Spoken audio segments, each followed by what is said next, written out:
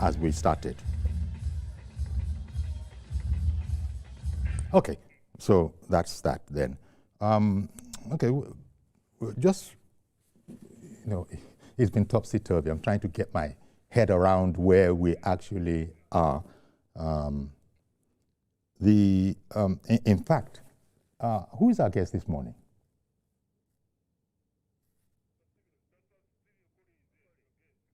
Oh, Dr. Stephen Okorie, you know, is our guest. Apologies and a fine morning to you, Dr. Okorie. We meet again. We've been quite, you know, sort of frequent with each other this week, haven't we? So good morning to you, sir. Good morning, Uncle Yori. It's nice to see you again. Indeed.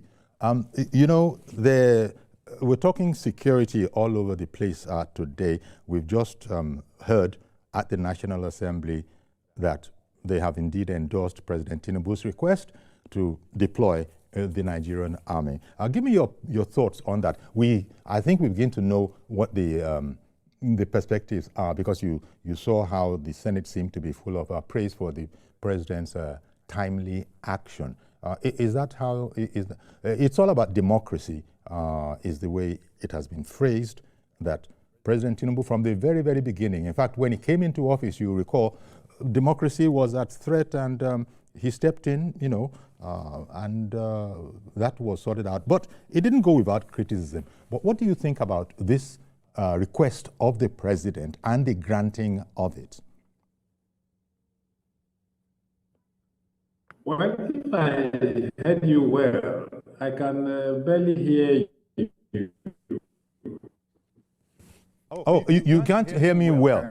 I was talking about the approval the Senate granted to President Tinubu's request to actually deploy troops to neighboring Republic of Benin. It's been seen as Mr. President is right on the money. He has acted, you know, boldly and very, very swiftly, and it is indeed much to be commended. So I was asking, is indeed that the way you see it as well? Yes. You see, we're talking about the ECOWAS here, and the Republic happens to be a member of the ECOWAS as well. And, yes. You know, the ECOWAS frowns at any military takeover in any country at all. And of course, you are aware what happened when there was a military takeover in countries like Mali, Burkina Faso, Nigeria, and all that. And even the recent one, Madagascar, and even in Guinea-Bissau, the moment this coup happens, automatically they are suspended from ECOWAS. Mm-hmm. So what happened in Benin Republic, you know, is a wave of coup that we are experiencing now. I want to commend Mr. President for what he did, if not for Nigeria. Benin Republic would have been under a military regime as we speak, you know, and also commend Mr. President as well, also going through the process of the constitutional requirement that requires Nigeria to play a role, the military or our troops to play a role in countries like Benin, with regards to what has happened. Mr. President had to send his request to the Senate, and of course, the senators quickly looked at it and quickly approved of our troops' deployment to Benin Republic to also see how to ensure that there's stability and there's some kind of peace and sanity in the Benin Republic. The coup that we see frequently now, I think, is a wake-up call for our leaders, our political leaders, right? What is necessitating a coup that is happening almost frequently now? If you look at it, in the last 1 month, this happened to like the second or the third coup, right? So it's a wake-up call for our political leaders to see that they give people, give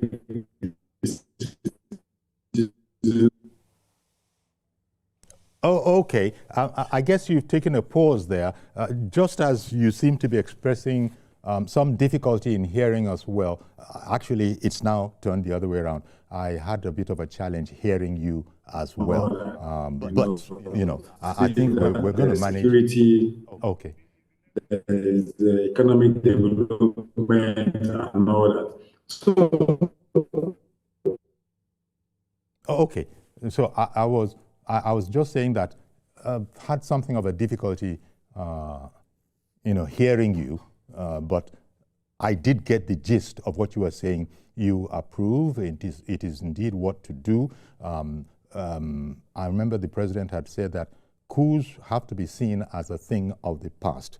And against that background, when the president, well, upon being invited, Mr. President was invited into this, Nigeria, the help of Nigeria was sought in this, and it was determined that, it is the thing to do. President Tinubu being a foremost, democracy champion, and he had said that it will be severely frowned upon if, countries continue to think that they can go the coup way. Not that anymore. But the Benin was formerly, colonized by the French. Our president does have, a relationship, as it were, before all of this with the president of France. I believe that they are friends, but this is not a friendship matter. This is official business. Do you think France also, was part of this?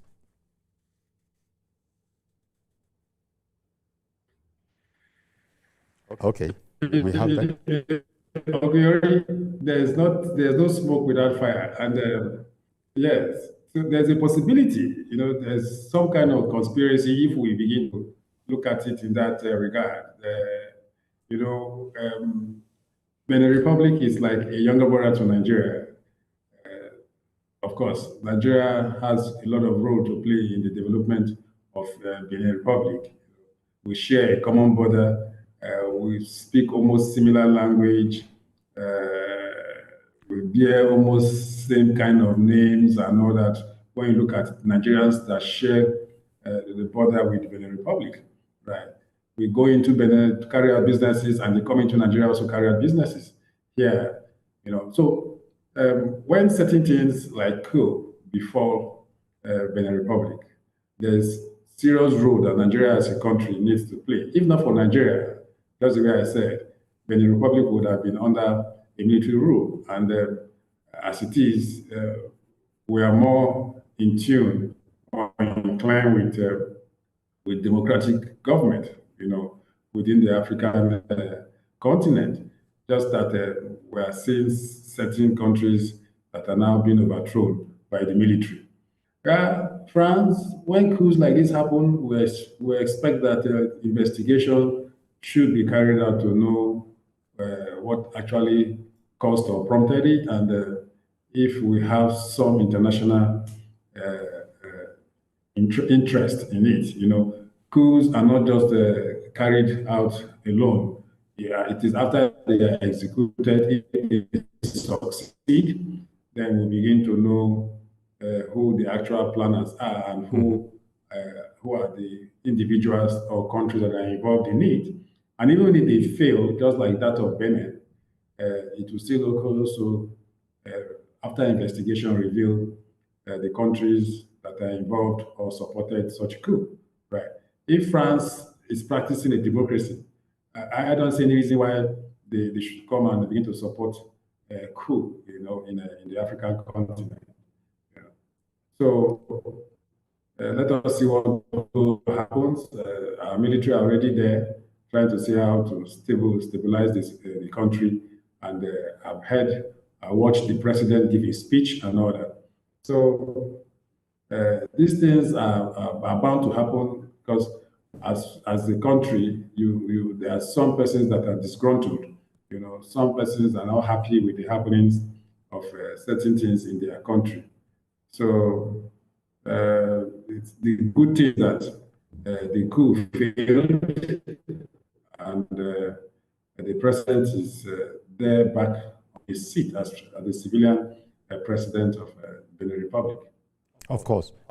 And now, sort of related in an oblique kind of a way, is the fact that, you know, there was talk about a military aircraft of ours being detained, was the way it was put out in social media, which is different from the way the military sources have referred to the matter. They've referred to it as a routine, almost routine safety stop. By routine, I mean that when they were airborne and they discovered that there was a safety issue, convention determines that they must land at the very, very next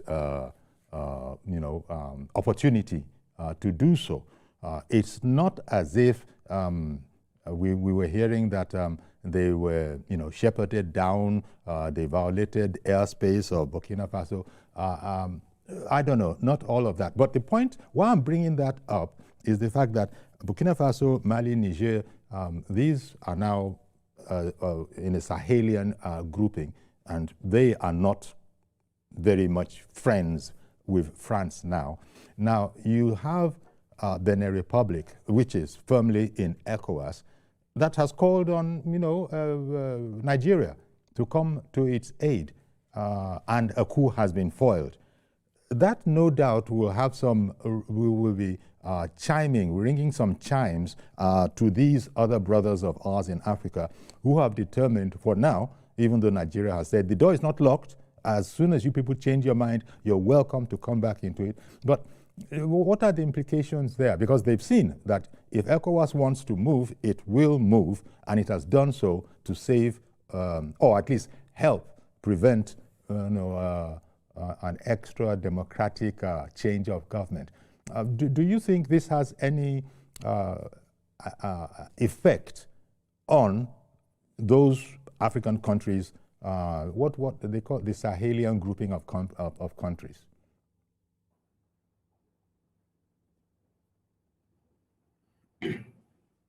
Uncle Yori, you see, what the ECOWAS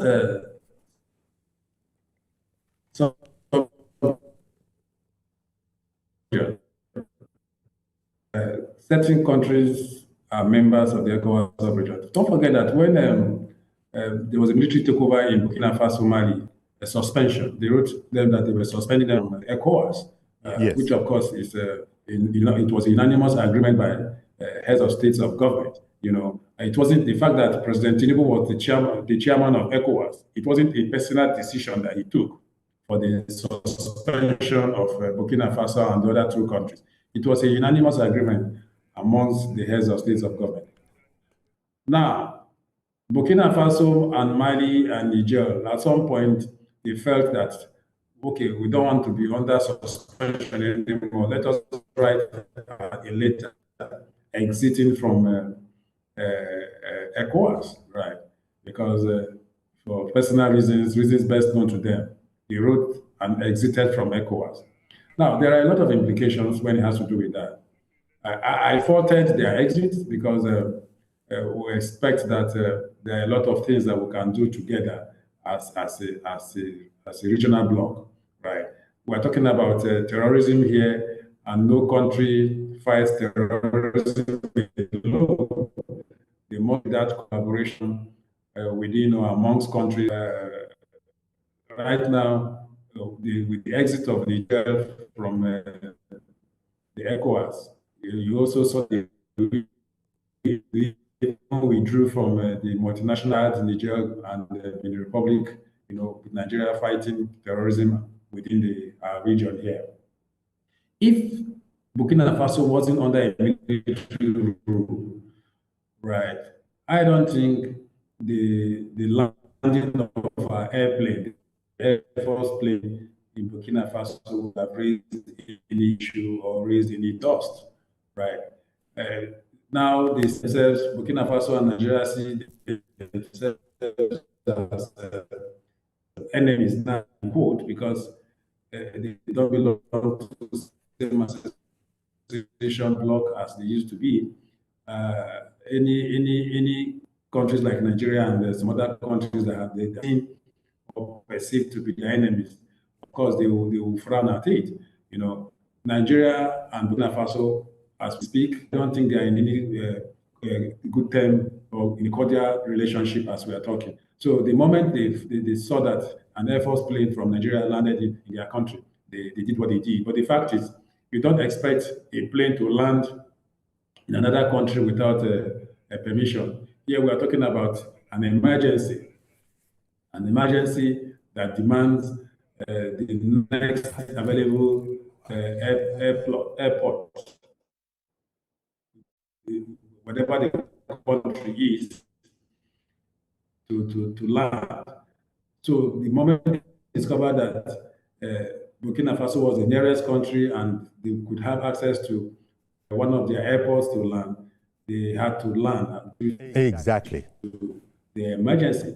They were on their way to Portugal, according to reports. The information from NAF, that's the Air Force, Nigerian Air Force headquarters. Right. Let me apologize to our viewers. We seem to be having a challenge with the quality of sound. Just as Dr. Korea is having something of a challenge, or at least he had, hearing us, you could see that the call, well, first of all, Dr. Korea is joining us via Zoom. And so there's I think it's the wavelength or whatever, the bandwidth, just to explain. But our engineers are working on it as we speak. Sorry, Dr. Korea, I just had to explain that because people will be wondering why is the audio trembling, so to speak. But I was making you were recapitulating, you were talking about the actual situation, contrary to something of a sensational Nigeria entered the airspace of Burkina Faso illegally, and the plane has been apprehended and has been. Nah, it's nothing like that. It's just that social media is what it is. Well, most people will listen to the authorities, and the authorities in Nigeria have spoken and have said that the plane has since taken off. Once they landed, it was seen that it was a normal landing, just as you were explaining. Normal in the sense that there was a technical safety issue, which I understand that in the area of air travel and all of that kind of a thing, you don't take a chance. You got to land. And I think as soon as the Burkina Faso authorities saw that that was the case, according to news reports, it was a military organization, it was a military assignment. You've just explained that they were on the way to Portugal. So they came back to Nigeria, fixed their problem, and if I understood the reports I read quite well, they've resumed their duty. So that is that. But because of the prevalence of social media, all sorts of stories were sort of flying all over the place. But the other point you made, which I think is also what I was leading to, was that because Burkina Faso might not feel at this moment in time that they have the best of relations with Nigeria, not through anything that we have done, but just because we said no to a military intervention in a democratic government. That is the only reason. But I don't think that they can do anything because Nigeria hasn't really gone out of convention. Even if it were Burkina Faso the other way around, if their aircraft had entered our airspace in that kind of way, it won't be a matter of illegal entry into the aircraft. I suppose they are looking at it from the point of view of, well, since President Tinubu or Nigeria or ECOWAS is calling on people to come and thwart a military effort to take over governance, then they are not our friends. So there's a sense they are not our friends, or I don't know if they would go as far as that, or they would stay professional and understand that in spite of those differences, it is what it is. We still have to go about this whole thing professionally. But the more important thing is that we're talking about the Republic of Benin here, and Nigeria. It's, if not for the way the colonials divided up Africa, Benin and Nigeria could easily have been one country. But here we are now. We have the situation that we have on the ground, and I suppose there is no problem, apart from the fact that ECOWAS is not going to stand for coups, for any coups, no matter the reason. The Sahelian people, they see this as, well, it's not friendly, and Russia is in the mix there. But Nigeria did well, I believe. They called on Nigeria as part of ECOWAS, and you've made the point that it doesn't a President Tinubu action, so per se. It was ECOWAS, of which Nigeria is a member, taking action to defend its own. Exactly. It's just that President Tinubu, because he is the president, of course, and he made the, well, this is where one has to be careful. I was theorizing that because he is known to be quite buddy-buddy with the president of France, he seemed to have reached out for whatever assistance was necessary, and they complied, and Benin is safe for now. So this is how it should be going. It's the right thing, isn't it? It's the right thing. I've heard people say that on radio, on television, I've heard people say that Benin has its own issues. Why don't we leave them to sort out their own issues? Why are we interfering? I'm sure you don't see it like that. We are our brother's keeper, right? We have to be. It's not about that they have their own issues. It's a decision of ECOWAS. Whatever action we take there, if it goes beyond what we are seeing in Benin as we are talking, as we are speaking, the other countries around will also mobilize to deploy. They will also mobilize to deploy their own troops, to see how to address these issues if it goes beyond what we are seeing now. I think, whatever the issues are, every country, there's this bilateral working relationship between countries. And here we are talking about a regional bloc. So whatever actions we are taking, Mr. President's request to the Senate that was approved for troops to be sent to Benin, it is not out of place. We are confronted with our own issues, but that's obligation, that obligation must be fulfilled. We are being confronted with our issues here in Nigeria. Sometimes this year, we sent about 157 troops to Guinea, right? So to Gambia as well. So this UN roles that we need to play, as in within the AU, within the ECOWAS and all that, we must fulfill it. Don't we have troops that live here to go on peacekeeping mission under the UN? Right. We also have police officers that leave the shores of this country under the UN to carry out such peacekeeping operations. Right. So, in as much as we have our issues, other countries that also play such roles also have their issues confronting them. Right. So, what that means is that whatever we are doing, in as much as we have our issues, it is obligatory looking at what ECOWAS needs to do when issues like this happen, right? When Adama Barrow won the election in Gambia, Jammeh refused to hand over powers to Adama Barrow. What happened? The ECOWAS came in and all that, and Nigeria, as a country, sent troops from here to see that there was smooth transition of power from Jammeh to Adama Barrow.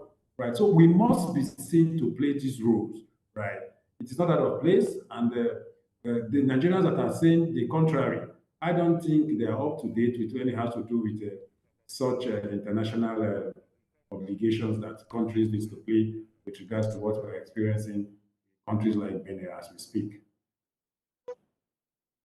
So, Okore, we'll take a break now. Do please stay with us, and when we come back, we hope to be able to include calls from our viewers who probably most likely are interested in this subject matter as well. Stay with us, please. We'll be right back.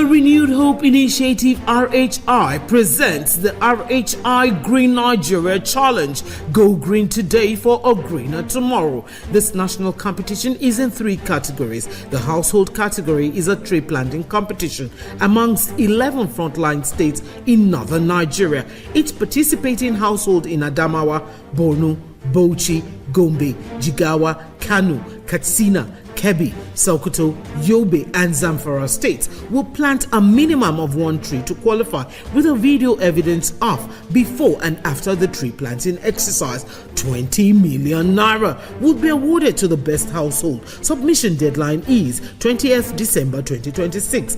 Community category will see local governments, local communities, schools and NGOs reclaim and transform degraded or abandoned areas such as dump sites, landfills, parks and their likes into green, vibrant gardens, parks and eco-friendly spaces.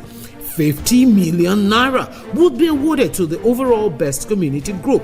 Deadline for submission is 15th July 2026. States category will have all states of the Federation and the Federal Capital Territory, excluding Enugu State, have a chance to address the growing threats to environmental sustainability and cleanliness. States will be judged based on the number of trees planted on major roads and inner streets and how clean they are.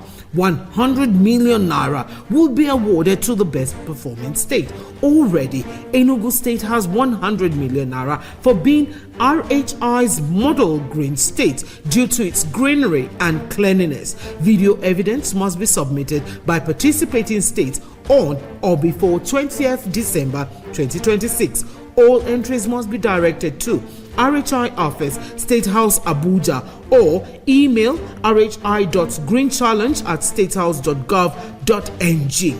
RHI Green Nigeria Challenge. Go green today for a greener tomorrow.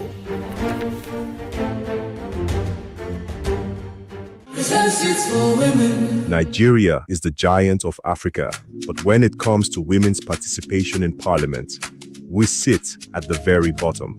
This is not good news for Nigerian politics. I don't think anyone can deny that. They say men lie, women lie, the numbers won't lie. This is the story of a fight to change that number. When women take their rightful place in decision making, and when the girls of today are empowered to become the leaders of tomorrow, we change the Nigeria we all dream of. This is the story of the struggle for a seat at the table. I have 4 daughters, and I would like to see 2 or 3 of them in the National Assembly. When women get into these offices and into these spaces, they will prove themselves beyond any reasonable doubt. If we do this now, the 10th Assembly will go down in the history of our legislature as the set that stood for women. This is the story of the road to reserved seats for women bill. Reserved seats for women.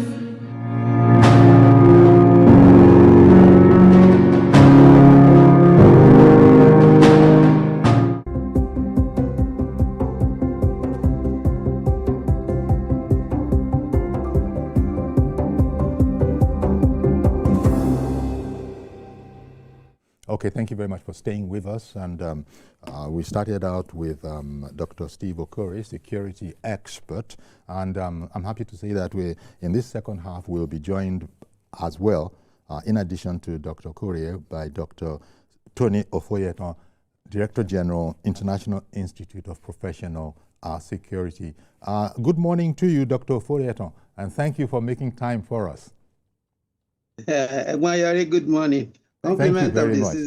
We've been talking security, especially two main instances, reactions that trailed Nigeria's aircraft landing in Burkina Faso. But then the other one, the more immediate one, I think, is the situation in Benin Republic, where they directly called on Nigeria to, provide assistance to them. And so ECOWAS has indeed done that, and then the news has just been, we've shown where the President of the Senate read out President Tinubu's letter requesting permission to deploy Nigerian troops to the Benin Republic. Your thoughts on, maybe take the Benin one first, that we have gone in there after being invited to do so.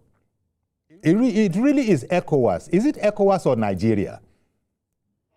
Well, I think basically it's an ECOWAS affairs, but without prejudice to the treaties and the ECOWAS relationship among the sub-region, one thing that is very sure and sacrosanctly truth is the fact that whatever affects Benin Republic will have a snowballing effect on Nigeria.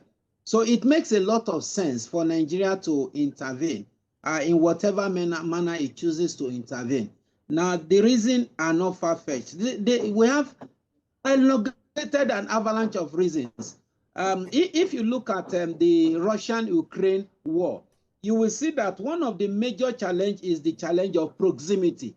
NATO's relationship with Ukraine and proximity to Russia. If you look at the dominion of the US to Mexico, to Canada, and even countries that are within the northern borders and all, you will see that because of proximity, nobody wants to allow its neighboring country to be in the hand of adversaries. In quote now, having to say that a military is bad enough that we have Nigerian Republic that Nigeria is still battling with. Don't forget that if you don't have good relationship with your neighbor, we are fighting against insurgency, terrorism, as it were now. Now you are talking about the multinational joint task force, which happened to be a major instrument in terms of counter-terrorism in Nigeria and in the sub-region. So it makes a lot of sense for Nigeria to be interested in what happened in its neighboring countries. Because if it falls into the wrong hand, it becomes a base upon which Nigeria becomes vulnerable. So for me, as far as I'm concerned, it's not a bad idea that Nigeria as a country, even within the template of ECOWAS, is coming in and intervening. Although many questions will always be the swiftness with which Nigeria intervened and responded. But I think it's a good thing. Yeah. There's a difference between our domestic problem and a difference between our international problems and international relations. So I think it makes a lot of sense that Nigeria is being portrayed positively outside the country. Indeed. Dr. Kore, the point that Dr. Ofoyeto just made, that, look, it makes a lot of sense, as he put it, that we would move as swiftly as we have. What would you say, Dr. Kore, to those who are saying, look at it now. You people have moved, been very, very nimble on your feet. And I think Tony has just made the point that there's a difference between our issues, our internal security challenges that relates to some of these countries, and what has happened now, where Benin, has been, following an invitation, there has been a very, very swift reaction. What would you sort of say to those people who are saying that, you can move fast like that? Look at all the problems we have. Why have these been dragging on for years and years, and you haven't been able to do anything? How would you explain it to those people who see it like that? Anyway, before I respond to your question, I want to first of all greet Dr. Tony Ofoyeto. Dr. Ofoyeto is my Oga. I happen to be a fellow of the International Institute of Professional Security. I started from associate member, grew through the ranks, and at the end of the day, I became a fellow 2 years ago of the Institute. I want to commend him. He is doing very well at the Institute and all that. Now, to respond to that, you see, it is expected. Nigerians, you cannot have, close to 230 million Nigerians, and you don't expect such comments from some Nigerians. Right? If we're not doing the right thing, though, yes, what's his name? Emily Duncan said that crime in a society is impossible. Right? A society without crime is impossible. But it doesn't take away the fact that the Nigerian government and our security agencies are not trying their best. If we're not doing well, right, there's need for us to do well. But it doesn't take away the fact that we're not trying our best with regards to addressing this issue. If the way they are saying it, and it would have been worse off, right? Because the rate and manner these criminals carry out these acts of criminality on Nigerians would have been worse off if we're not trying our best. Go to the 44 reference hospital in Kaduna, go and see what is happening there. Our soldiers are there. Some of them are amputees. Some of them have become, they are experiencing dementia as a result of bombs and all that, you know, what they have experienced in the battlefield, right? If you go to the Marine barracks in Maiduguri there, go to the cemetery, the Muslim and the Christian cemetery. It's endless, right? They are killing our soldiers and all that. But the fact is, we have our issues that are confronting us. But that's the way Dr. Ofoeto said. Some of these things are ECOWAS decision, and we are bound by it, right? That when issues like this come up, we must play that role that we need to play. Just the way I said, Benin Republic is like a younger brother to Nigeria, if not Nigeria's baby or so.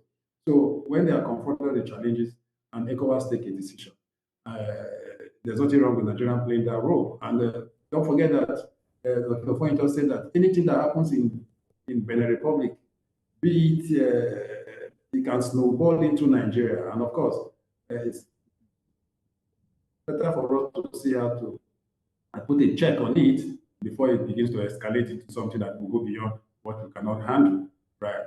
So I think the Nigerians that are saying what they are saying, they are not knowledgeable about what it has to do. I think that they need to go and look at the objectives of ECOWAS, what the content of the agreements that are there in ECOWAS and all that to be updated. You know, it's not for them to be throwing careless statements and all that. Exactly. I'm not saying that we were not confronted with issues, but the fact is, it doesn't take away the fact that the role that Nigerians need to play with regards to what we're experiencing today, Nigeria should just ignore it because we have our own issues confronting.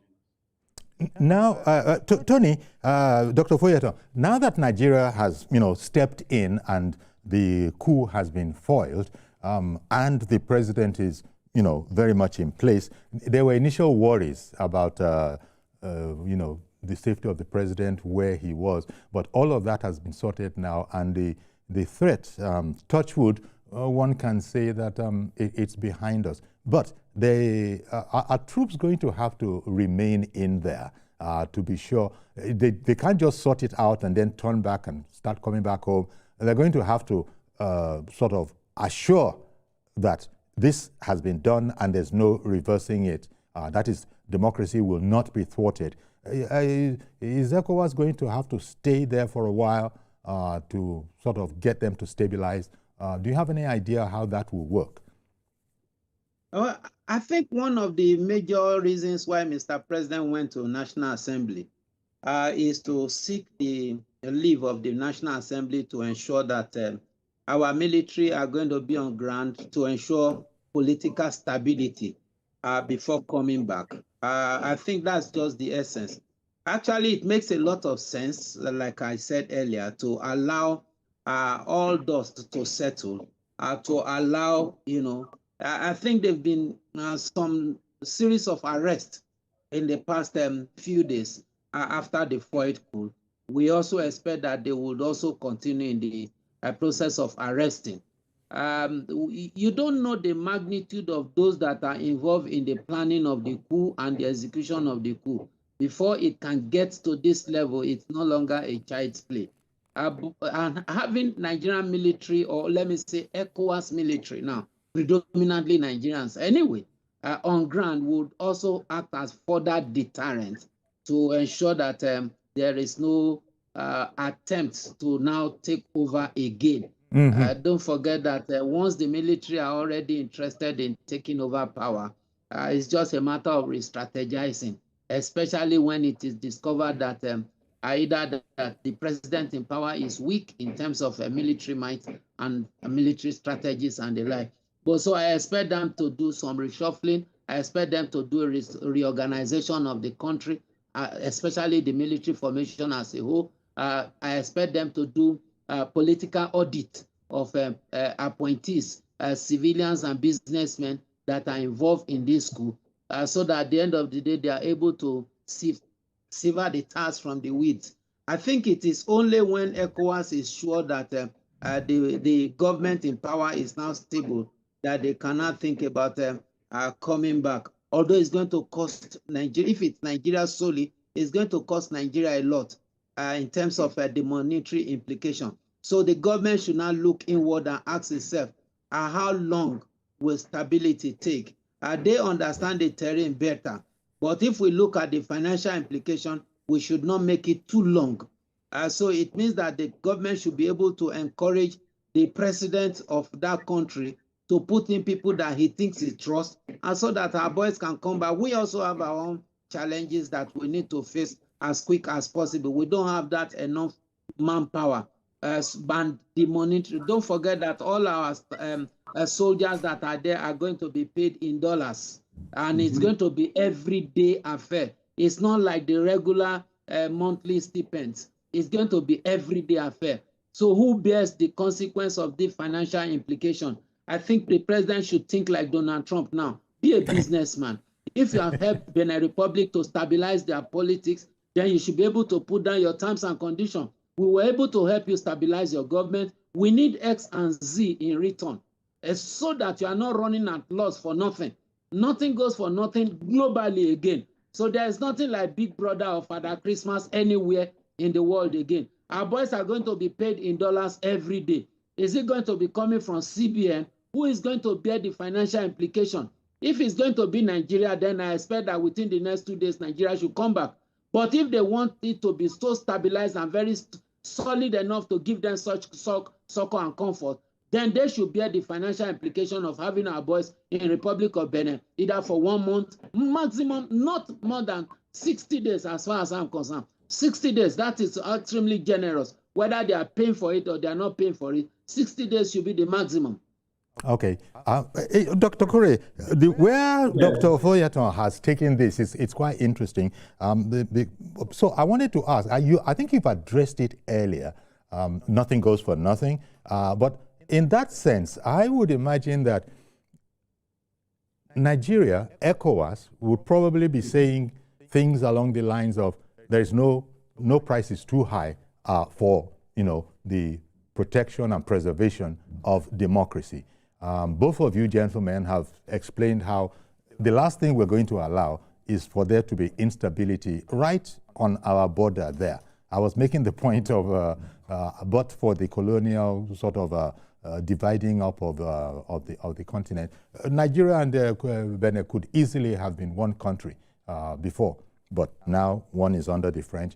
And I wonder what you, I want to return to that point, because we speculated, or I speculated, that what is the part of France in this? And now that Tony has taken it back again to the whole issue of, well, nothing goes for nothing, but because France is no more there, do you think, continuing my speculation, if France actually had a hand in helping out at the request of ECOWAS, might be President Tinubu, who is known to be a personal friend of his, France, do you think, would relish a sort of a toe back in, because it's had its challenges with Mali, Burkina Faso, and Niger, all of whom were sort of French-oriented? It's a speculative thought, but what do you think in this regard? Well, I think that as it stands, Benin needs all the support that they desire. Right? Just the way I said earlier, the decision why there's a troop deployment to Niger, to Benin, is not a Nigerian decision. I think that is an ECOWAS thing, an ECOWAS decision. Nigeria is the giant of Africa. I think they are trying to look at it from that perspective, where we have a military capability and capacity that is required with regards to what Benin is experiencing now. So I think that in terms of their logistics and in terms of their perhaps DTAs, it's the responsibility of ECOWAS, in as much as Nigeria has the resources. I don't think Nigeria will now Nigeria will be the country that will be paying the troops that are there in the Republic. If we want to look at it as a trade by barter thing, what is it that the Benin Republic has to offer us? well, I think that we're just playing the role of an elder brother or a father, right, with regards to what is happening in Benin now. But there is no country compared to Lagos. Even Lagos is bigger than Benin in terms of in the capacity that I want to look at it. So going to ask Benin that they must give us something to play the role that we're playing for them as elder brother or as a father. I think we're going down, we're taking ourselves down as a country. So we should just do what we need to do as a country under the cover of ECOWAS. Okay. Okay. We're fast running out of time. Let me come back to you, Dr. Tony Foyeton. Goings on in relation to this, do you expect that Russia will be keeping a keen eye on affairs? You see, the Russian expansionist policy now is such that any country that they think that they can relate with, that would be at variance with the expectation of the U.S., they would, and they think that is vulnerable enough, they want to key into that. So for me, Russia will just be looking keenly. And another thing I want to say very quickly, Dr. Steve alluded to the fact that ECOWAS should be financially responsible for the logistics. I think Dr. Steve must come to understand that 90% of the funding of ECOWAS, and I'm just being magnanimous, 90% of the funding is from Nigeria. So if you say ECOWAS should bear the responsibility, as it is now, how many countries do you have in ECOWAS? Where you have Niger is out, Burkina Faso is out, Mali is out, Guinea-Bissau too, I'm not too sure of, I think they should be out or thereabout. So if all these 4 countries are already out of ECOWAS, how many countries?